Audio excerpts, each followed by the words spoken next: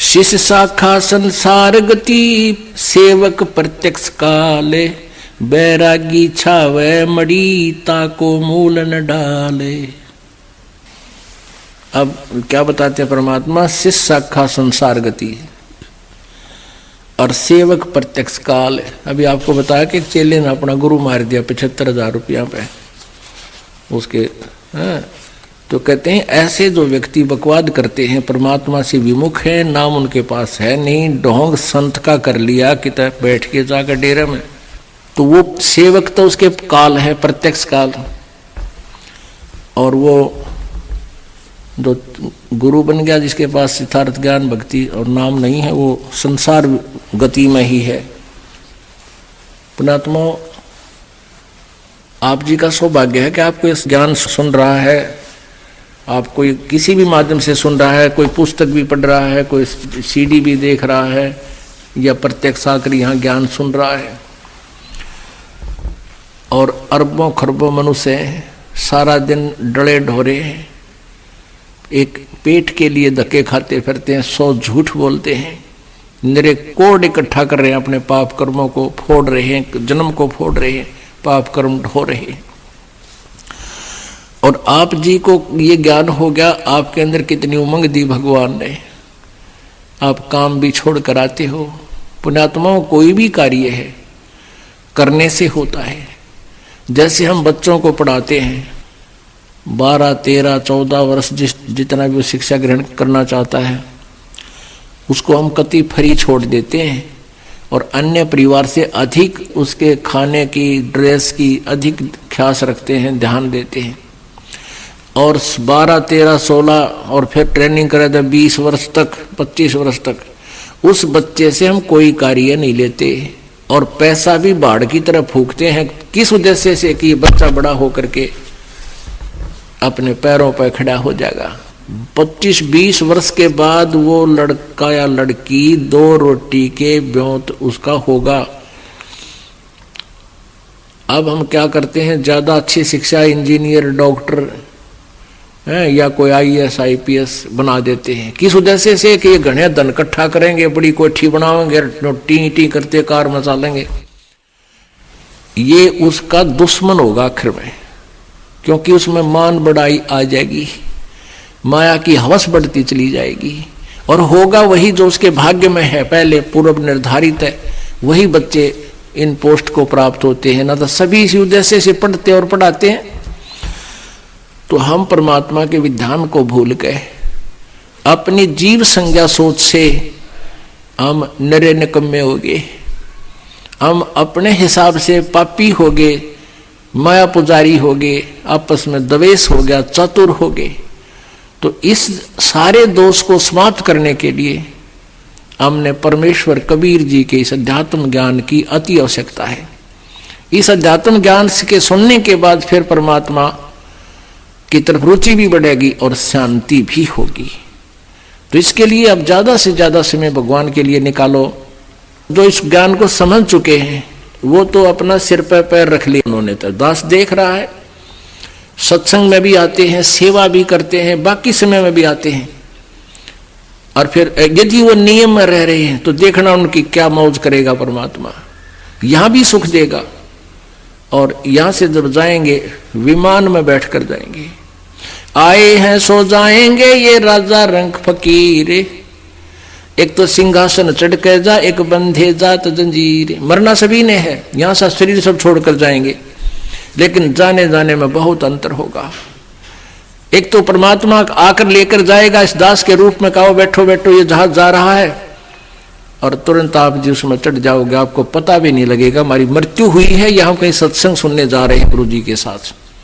और जो भक्ति नहीं करते उनके अंत समय में ऐसी बिरान माटी होगी, टट्टी पेशाब निकल जाएगा। आप देख लेना कभी ऐसा कोई व्यक्ति की मृत्यु होता, चाहे कोई किसी भी बड़ी पोस्ट पर हो, उसका देखना कितना बड़ा धनी हो, जिसके पास ये सत भक्ति नहीं है उसकी मृत्यु देखना। इसको नहाते किस लिए है? इसलिए स्नान कराते हैं, उसका बुरा हाल होया पावा, टट्टी माए निकटी कपड़िया के वहां लाड़ पड़ जाए, तो फिर उसको नुहावा, अब फिर नुहावा जब वो कति फूकन की तैयारी हो ली, कहने का भाव यह है कि जो वो तो क्यों डरते हैं, क्योंकि यम के दूत इतनी भयंकर आकृति दिखाते हैं उसको शरीर छुड़वाने के लिए, ना फिर सीधे भाले ठोकर अंदर से वो भयभीत होकर के उस टट्टी पेशाब निकल जाता है। जब वो डरता हुआ उस शरीर को छोड़कर भागने की चेष्टा करता है, फिर उसकी बाजू पकड़ लेते हैं सूक्ष्म शरीर में वो यम के दूत। और जो परमात्मा की भक्ति करते हैं उनको परमात्मा विमान में बैठा कर लेकर जाएगा। कहते सतगुरु शरणा आकर फिर धर्मराज डर कैसा, यम के दूत भी निकट नहीं आ सकते।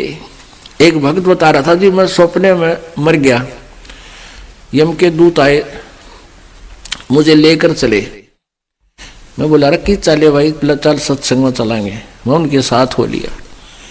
आगे जाके वो कहने लगे कहाँ ले जा रहे हो मुझे, सत्संग तो नहीं है, ये सामने लिख रखा है यमराज यमदूत। ने बोला तुझे धर्मराज के पास पेश करेंगे, फिर तेरा बकल तारेंगे।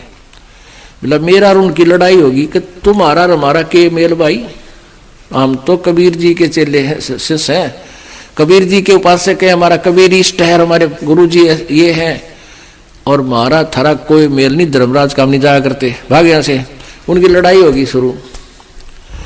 एक तो लड़ेगा और एक बाज के उस धर्मराज के पास गया, कहने लगा जी एक न्यू का है, हम तो कबीर जी के पुजारी हैं और उनके शिष्य हैं ऐसे ऐसे, और हमारा तुम्हारा कोई मेल नहीं, तो गुट्टों गुट्टा हो रहा हमारे साथ। धर्मराज ने बोला रहा छोड़ दो भाई, क्यों मन नहीं मरवाओ हो तुम, जान दो उसको, कित ले आए तुमने कम्यो। कहते जब वो छोड़ दिया उन्होंने, वो दूसरा भी भाज गया। तो मैं वापस आया जब शरीर में, मेरा पसीने आ रहे नो, सूख रहा मुख, अलग सूख रहा मेरा, और सारा कापू पसीने छूट रहे, एकदम उठा। कहते कम से कम 2-3 गिलास तक पानी पिए, जब शरीर शांत हुआ, फिर मेरा जचीरा में तो मर गया था सचमुच। और वो ज्ञान काम आ गया कि भाई हम परमात्मा के बच्चे हैं, हमारा तेरा कोई मेल नहीं। परमात्मा कहते सतगुरु शरण में आकर धर्मराज डर कैसा, इन काल के दूता जकरे के। बोलो सतगुरु जी। और जो सत्संग में आने के बाद जैसे आपका उत्थान हो रहा आत्मा का, आप ना सत्नो सोचो, ना जाने के खवा दो, हमारे घर पर कोई आवे कैसे उनको प्यार दें, परमात्मा का ज्ञान सुनाए, और लूटेंगे नहीं, हम लूट सकते हैं। आप मान लीजिए कोई वस्तु सेल कर रहे हो, एक बहन कहने लगे जी हमारी भैंस पिछले जन्म में, पिछले उसमें जो है ना, पहले या जब बच्चा दिया था इसने, इसका एक थन में दूध आना बंद हो गया था, और ईब मैं इसको बगैर ब्याए ही बेच दूं या ब्याने के बाद बेचूं। तो मैं चुप हो गया के जवाब दूं।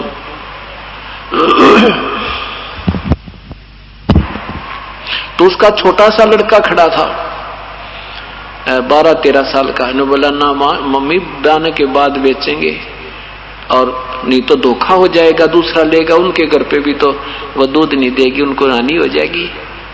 तो उसकी माँ उस बच्चे का ना देखे बैठी बैठी वो तरह के जो, अगर मैं गलती करना चाह रही थी तो मेरे बेटे ने मना कर दिया। तो उस दिन के बाद में बड़ी कान पकड़ दिया, कति नहीं बेचा, ब्याह पाछे बेचेंगे, कह के बेचेंगे, चाहे 1.5 थनावे चाहे इसका 2 थनावे। तो फिर उसका कहते पूरे 4 थनाए, पूरे 3 बार 4 बार वो निकाल कर दूध अगला लेकर गया। तो पुण्यात्माओं, इतनी आत्मा गलानी कर जाएगी इस बुरे काम करने से। फिर परमात्मा हमारे साथ है, वो जो हम धोखा दे के करें वो वैसे ही कर देगा पूरे अपने। तो इस प्रकार एक स्थिति ऐसी आ जाएगी कि हम पाप से घना डरने लग जाएंगे।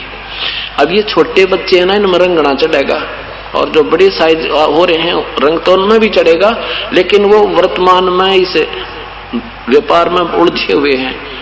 ऐसे लोगों व्यक्तियों से आपका संपर्क है कि वो बिल्कुल नेक नीति जानते नहीं, आप करना चाहते हो तो आपकी पार बसाण नहीं देते, लेकिन आप थोड़े से दृढ़ हो जाओ, फिर वो सेट होने लग देंगे।